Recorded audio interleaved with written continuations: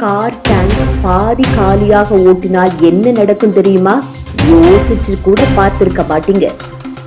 நம்மில் பெரும்பாலானவர்கள் எரிபொருள் விலை அதிகமாக இருக்கும் நேரங்களில் அல்லது சோம்பல் காரணமாக டேங்கில் கொஞ்சம் இருக்குதே போதும் என்று நினைத்து பாதியாக இருந்தாலே வண்டியை ஓட்டுவதை வழக்கமாக வைத்துக் கொள்கிறோம்.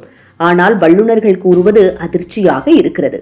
எரிபொருள் எப்போதும் குறைவாக இருக்கும் போது அது என்ஜின் ஆரோக்கியத்தையே பாதிக்கும். தொடக்கத்தில் பிரச்சனை தெரியாமல் போனாலும் காலப்போக்கில் அதன் தாக்கம் பெரிதாகி காரின் ஆயுள் குறையும். எரிபொருள் டேங்கின் அடிப்பகுதியில் எப்போதும் தூசு, மண் துகள்கள், துருப்பிடிப்பு போன்றவை தேங்கிக் கொண்டே இருக்கும். டேங்க் பாதியாக இருக்கும் போது அந்த கழிவுகள் எரிபொருளுடன் கலந்து இன்ஜினுக்குள் செல்கின்றது.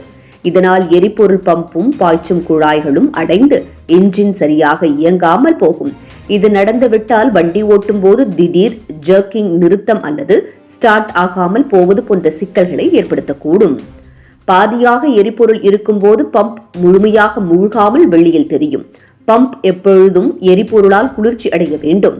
ஆனால் அது வெளியில் இருந்தால் அதிக சூட்டினால் எளிதில் பழுதாகும். புதிய பம்ப் விலை ஆயிரக்கணக்கில் இருக்கும்.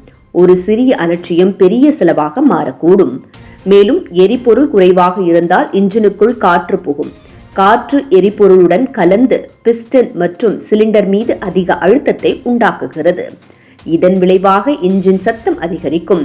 வண்டி ஓட்டும் போது ஜர்க்கிங் அதிகரிக்கும், மைலேஜ் குறையும்.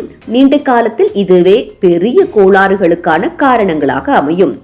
பாதி டேங்கில் ஓட்டுவதால் பாதுகாப்பு சிக்கல்களும் உண்டாகும்.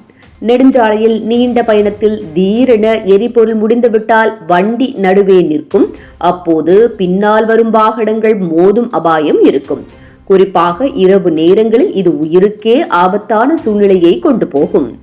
எனவே எரிபொருள் எப்போதும் குறைவாக விடாமல் நிரப்பிக் கொள்வது பாதுகாப்பான வழிமுறையாகும். குறைந்த எரிபொருள் வெப்பநிலை மாற்றத்தால் எளிதில் ஆவியாகி தரம் குறையும்.